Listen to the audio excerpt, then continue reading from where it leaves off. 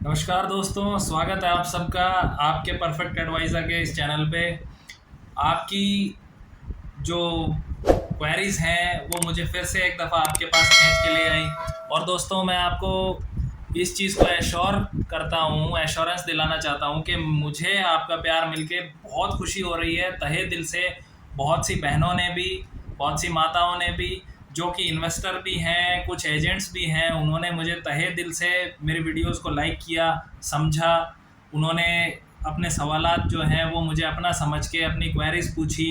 रक्षाबंधन पे उन सारी बहनों को मैं प्रणाम करता हूँ। और मैं आपको आज इसके रिलेटेड जो मेरे पास क्वेरीज आई थी, और मोस्टली सभी इन्वेस्टर्स की क्वेरीज हैं, तो मैं आपके समक्ष वो भी लेके आऊँगा। और आपको सबसे बड़ी जो इसके अंदर पोर्टल पे जो समस्या है या क्या चल रही है उसके बारे में भी बताऊंगा। ठीक है दोस्तों, तो शुरू करते हैं। सबसे पहले मैं आज सवालात के दौर लेके चलता हूँ। सवालों में पहले जैसे ये इसमें क्वेरीज आए हुए हैं जो मेरे पास, हम उनके ऊपर बात करते हैं। क्वेरीज में दोस्तों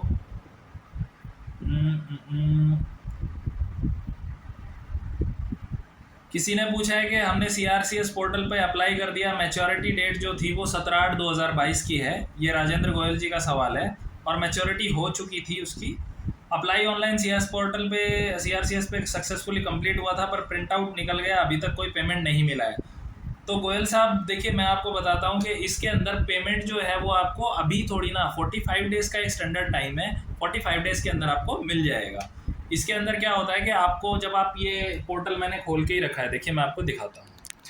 हम हमारे दावा के ऊपर जैसे लॉगिन के ऊपर जाते हैं, लॉगिन पे जाने के बाद में ये आपको आपका दावा, जैसे हमने किस डेट को ये पैसा डाला था वो डेट आएगी, दावा आवेदन की संख्या आ जाएगी, और एप्लीकेशन नंबर, सदस्यता संख्या, रसीद संख्या, प्रमाण पत्र खोलने की जमा तिथि और राशि अमाउंट। अंडर प्रोसेसिंग शो कर रहा है, हिंदी और इंग्लिश दोनों में शो करता है ये। अगर अंडर प्रोसेसिंग है इट मीन्स आप बार बार, मैं आपको फिर से सभी इन्वेस्टर्स को बताना चाहूँगा कि आप अपने एप्लीकेशन का स्टेटस बार बार चेक करते रहिए। 30 डेज़ के अंदर सहारा के, सेबी के, और जो जस्टिस हैं, जो श्रीमान जो मैं उनका नाम भूल गया, जो रिटायर्ड जस्टिस हैं सुप्रीम कोर्ट के, उन्होंने जो अपनी एक टीम बनाई हुई है, वो प्रॉपरली पहले आप ये कंफर्म करेंगे कि इस नाम से इस बॉन्ड के अंदर इतना पैसा इन्वेस्टेड था भी कि नहीं था। कुछ लोगों ने ये गलती कर रखी है कि मैच्योरिटी अमाउंट डाल रखी है, जो सहारा वालों ने हाथ से लिख के दे रखा था। वो नहीं चलेगा, आपका इन्वेस्टेड अमाउंट ही कंसिडर किया जाएगा। तो ये आप अपना स्टेटस चेक करते रहिए, अंडर प्रोसेस है या रिजेक्ट है। रिजेक्शन के आएंगे, रिजेक्शन के लिए फिर से एक नया विंडो खुलेगा, उसके बाबत मैं आपको अपडेट कर दूंगा। अच्छा जी, नेक्स्ट है, किसी पार्टी के 3 बॉन्ड में से 2 तो हो गए हैं, एक भूल गया, तो क्या दोबारा होगा कि नहीं। तो देवेंद्र जी का सवाल है। देवेंद्र जी देखिए, आपको एक ही बार ऑप्शन मिलता है अपना दावा जोड़ने का। उसी के अंदर आपके सहारा के जितने भी बॉन्ड्स हैं, चाहे वो मैच्योरिटी 2050 में हो, चाहे 2005 में हो चुकी, चाहे 2020 में हो चुकी, आपको सभी के सभी बॉन्ड्स आपकी सिर्फ और सिर्फ इन्वेस्टेड अमाउंट के साथ आपने क्लेम करने हैं। क्योंकि देखिए, इसमें एक बार आप अपने लॉगिन पोर्टल पे चले जाते हैं तो कोई दूसरा ऑप्शन नहीं है आपके पास क्लेम करने का। ये देखिए, ये आपके पास में कोई दूसरा ऑप्शन नहीं है। हम चाहें तो फिर से इसमें यदि जाएंगे तो नए तरीके से, तो भी वही बात है, CRCS पोर्टल के ऊपर जमाकर्ता लॉगिन, माननीय सुप्रीम कोर्ट का जमाकर्ता पंजीकरण, जमाकर्ता लॉगिन। अब यदि आप इसमें जाते हैं, न्यू अपना जमाकर्ता पंजीकरण करेंगे, तो आपके पास ऑप्शन आएगा अपना दावा जोड़ें, ये करें, वो करें। और जब एक दफ़ा आपने इन्वेस्ट कर दिया, मतलब आपने इन्वेस्टमेंट की डिटेल्स को इसमें पुटअप कर दिया, उसके बाद आपके पास कोई ऑप्शन नहीं है। वो बाद में कोई, देखिए पूरे देश में बहुत से, हमारा 140 करोड़ की आबादी का देश है, जिसमें सहारा वालों के इन्वेस्टमेंट्स जो हैं, सहारा के इन्वेस्टर्स देखिए ना कितने करोड़ इन्वेस्टर्स हैं। उन इन्वेस्टर्स के पास में लगभग 75% तो क्लेम कर लेंगे प्रॉपरली, 25% को ऐसी समस्या है ही। तो वो जो है बाद में कोई ना कोई उसका रास्ता निकलेगा, कोई विंडोज़ फिर से इसमें ऐड करने का होगा ऑप्शन, बट वो बाद का प्रोसेस है। तो प्लीज़ आप एक बार इसके लिए थोड़ा सा संतोष रखें। पहले जो पैसा अभी मिलना स्टार्ट हुआ है, आप उसे एक बार ही लेना स्टार्ट कीजिए। उसके बाद में और सवाल है। सर नमस्कार, दिलीप कुमार जी का सवाल है। मैं स्वयं कार्य करता था, मेरा सहारा में दिलीप कुमार सिंह लिखा हुआ नाम था, साइन भी दिलीप कुमार सिंह करता था, परंतु मेरी आईडी, पहचान पत्र, Aadhaar card, bank account, pan card सभी में दिलीप कुमार है, इसलिए मेरे सभी बॉन्ड में भी दिलीप कुमार सिंह ही लिखा है। मैं क्या करूं और कैसे अप्लाई करूं, प्लीज़ सर बताएं। सहारा में जब भी कोई आईडी जमा की तो दिलीप कुमार की ही जमा की थी। मेरा पहले पैन कार्ड में नाम दिलीप कुमार सिंह लिखा था, जिसको मैंने दिलीप कुमार अब करा लिया है। तो देखिए दिलीप जी, इसमें कोई घबराने की बात नहीं है। सबसे पहली चीज़, आपका आधार का डाटा जो है वो फैच होगा, ठीक है जी। उसके बाद में आपने जो सहारा में इन्वेस्टमेंट किया था उस टाइम आपने अपनी फ़ोटोग्राफ दी थी, आपके पैन कार्ड का डिटेल दिया था। आज आपने आधार कार्ड के थ्रू आपके पैन कार्ड को करेक्ट करा लिया, करेक्शन करा लिया, मतलब नेम में अमेंडमेंट करा ली है। करेक्शन वरेक्शन कुछ नहीं, इंसान सेम है, नाम भी सेम है, सिंह का फ़र्क है, ठीक है जी।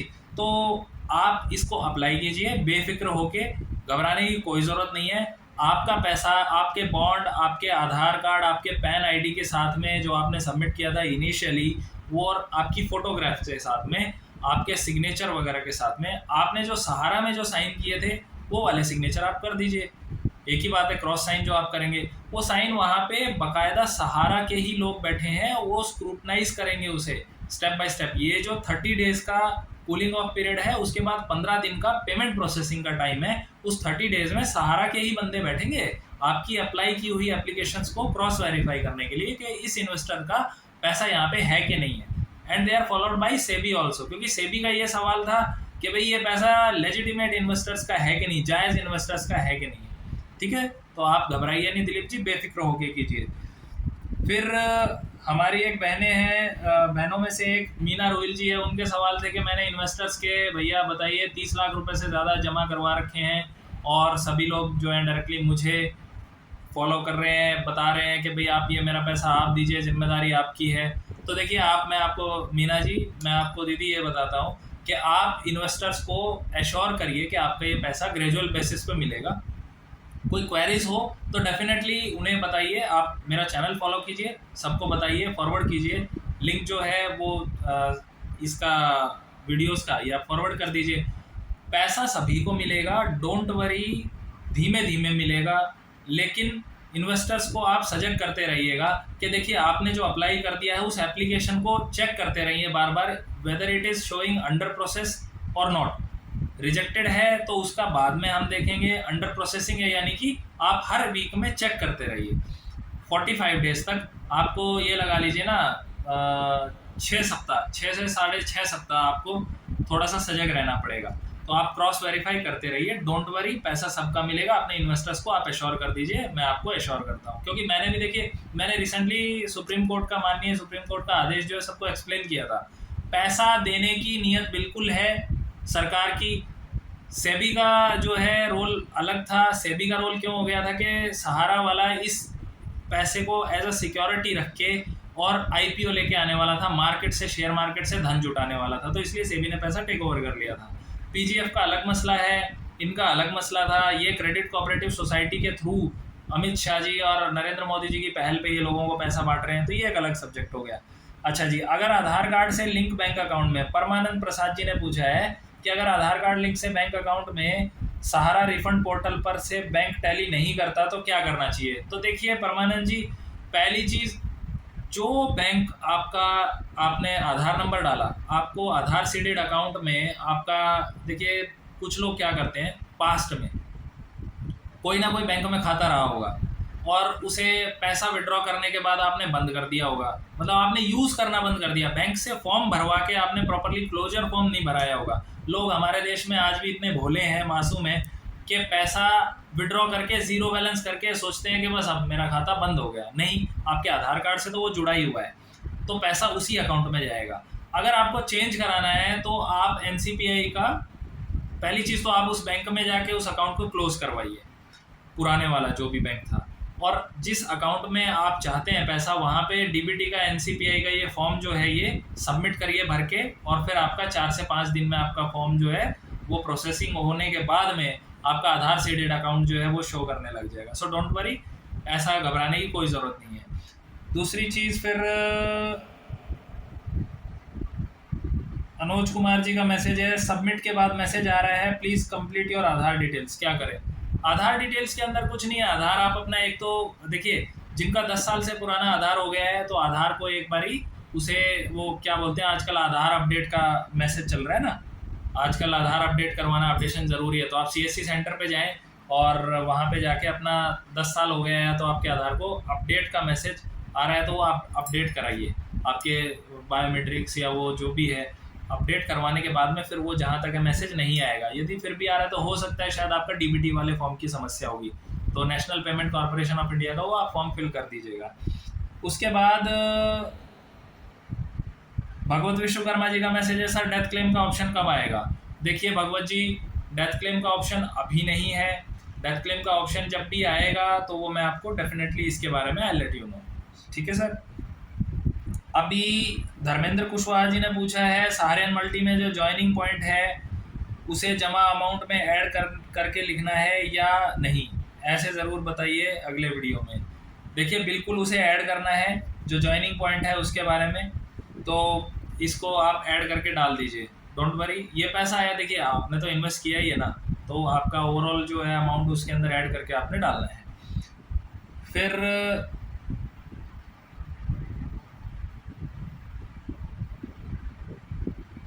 फिर आ रहे हैं कि भाई जिसका गलती से कोई क्लेम छूट गया है, तो मैंने आपको बताया था जी वो तो बाद में ही ऑप्शन आएगा, तभी बात बनेगा। ये किरण जी का मैसेज है, किरण निर्मल जी का।